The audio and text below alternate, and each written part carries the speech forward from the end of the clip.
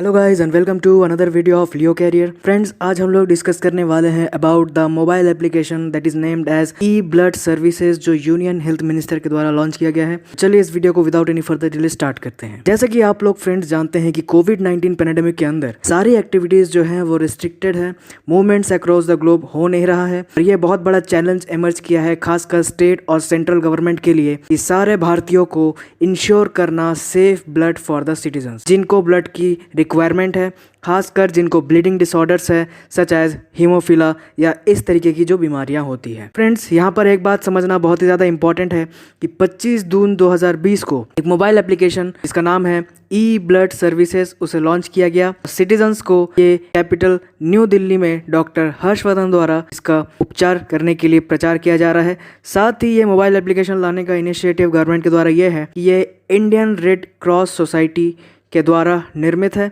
और ये mobile blood collection को कलेक्ट करेगा डिफरेंट लोकेलिटीज से दिल्ली के, और जितने इंडियन रेड क्रॉस सोसाइटी है वहाँ पर ब्लड डोनेशन कैंप्स बनाएगा। साथ में ये करने का मेन इनिशिएटिव और उद्देश्य यही है कि सिटी के अंदर किसी भी तरीके का कोई ब्लड की कमी ना हो। इसके साथ फ्रेंड्स एक और चीज़ आपको यहाँ पर समझनी बहुत ही ज़्यादा इंपॉर्टेंट है कि इस चीज़ से क्या और भी चीज़ें निकल कर सामने आ रही हैं। फ्रेंड्स, ऐप जो है वो गवर्नमेंट एम कर रही है कि ये रेगुलर ब्लड जो हमारी रिक्वायरमेंट होती है उसकी ट्रांसपेरेंसी को और ब्लड डोनेशन प्रोग्राम को बढ़ावा देगी, लेकिन at the very same time the mobile application will provide information about the availability of blood in blood banks. ये एक बहुत बड़ी बात निकल कर सामने आ रही है कि एप्लीकेशन के थ्रू आपको पता चलेगा कि कहाँ पर ब्लड अवेलेबल है, कहाँ पर ब्लड अवेलेबल नहीं है। ब्लड बैंक्स की जानकारी आपको ये अपने लोकेलिटी के अंदर देगा। इसके साथ ही फ्रेंड्स एक और चीज़ जो निकल के सामने आ रही है कि एक व्यक्ति जो ऑर्डर प्लेस करेगा 4 यूनिट के या फिर 3 यूनिट के, तो यहाँ पर मैक्सिमम लिमिट जो है ब्लड्स के वो 4 यूनिट तक रखे गए हैं। तो यहाँ पर एक बहुत ही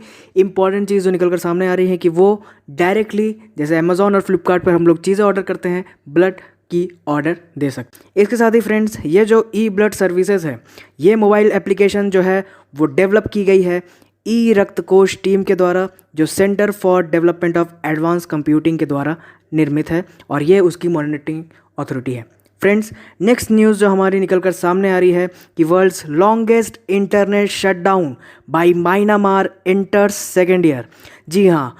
दुनिया की सबसे बड़ी इंटरनेट बंद की व्यवस्था जो है वो दूसरे चरण पर पहुंच चुकी है और 1 साल कंप्लीट होने के बाद आप दूसरे साल म्यांमार एंटर कर रहा है। तो इसके बारे में थोड़ा सा डिस्कस कर लेते हैं। 21 जून 2019 को mobile internet services were shut down by the Myanmar government in 8 townships of conflicted Rakhine state Myanmar government में जहां पर कॉन्फ्लिक्ट हुआ था वहां पर 21 जून 2019 को मोबाइल इंटरनेट की जो सर्विसेज है उनको बंद किया गया था। और इसके साथ ही फ्रेंड्स एक और चीज़ आपको समझनी यहाँ पर ज़रूरी है कि टाउनशिप के अंदर सितंबर 2019 से लेकर फरवरी 2020 तक रेस्ट्रिक्शंस को लिफ्ट कर दिया गया था 5 स्टेट में, लेकिन फिर से इन्हें रीइंस्टॉल कर दिया गया है। इसके साथ मांगदाउन टाउनशिप के अंदर रैकाइन स्टेट के अंदर रेस्ट्रिक्शंस जो है वो 2 मई 2020 से फिर से वापस से लागू कर दी गई है और इंटरनेट सर्विसेज जो है वो फिर से बंद कर दी गई हैं टिल द 1 अगस्त 2020। बहुत ही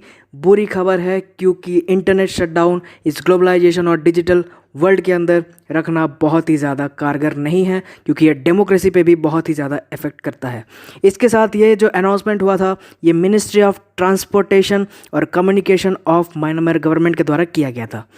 इसकी थोड़ी सी जुड़ी मैं आपको बैकग्राउंड भी बता देता हूँ कि जनवरी 2019 में म्यांमार की गवर्नमेंट ने एक बैटल करी थी अराकन आर्मी में, जहाँ पर एक इंसर्जेंट ग्रुप जो कि रैकाइन आर्म्ड ग्रुप है वो इंडिपेंडेंस के लिए लड़ रही थी। एथनिक जो रकाइन बुद्धिस्ट है उनके लिए, ये आपको यहाँ पर समझनी ज़रूरी है। और ये क्रिटिसिज्म मेनली ड्रॉ वहीं से हुआ कि लैक ऑफ इंफॉर्मेशन जो है वो खासकर म्यांमार गवर्नमेंट के द्वारा दी जा रही है कि यहाँ पर अभी क्या परिस्थिति है। और आपको तो पता ही होगा कि ग्लोबल पैंडेमिक के कारण एक तो शॉर्टेज ऑफ एसेंशियल सर्विसेज हो ही रही है, फूड, वाटर और मेडिकल सर्विसेज की, और इस ग्लोबल पैंडेमिक में इंफॉर्मेशन फ्लो ना होने के कारण, इंटरनेट के बंद होने के कारण काफ़ी दिक्कतों का सामना करना पड़ रहा है वहाँ के लोगों को। और ये जो है ये डिफ़िकल्ट कर रहा है वहाँ के प्रॉपर लिविंग को, क्योंकि टाउनशिप्स को कोई इन्फॉर्मेशन नहीं मिल रही है, ना वो किसी को कोई इन्फॉर्मेशन पहुँचा पा रहे हैं इस डिजिटल वर्ल्ड के अंदर, खासकर कोविड-19 के द्वारा, जहाँ पर सोशल डिस्टेंस का भी पालन करना है और सारे काम डिजिटली हो रहे हैं। इसके साथ जो सेफ्टी प्रोटोकॉल, स्टैंडर्ड प्रोटोकॉल्स लिए गए हैं, इसके द्वारा अगर किसी कंट्री को इंटरनेट शटडाउन की प्रॉब्लम आती है तो ये ऑटोमेटिकली उनके सर्विसेज को भी ट्रांसपेरेंट नहीं रखती, जिसके कारण डेमोक्रेसी पे भी काफ़ी असर पड़ता है। इस मूव के बारे में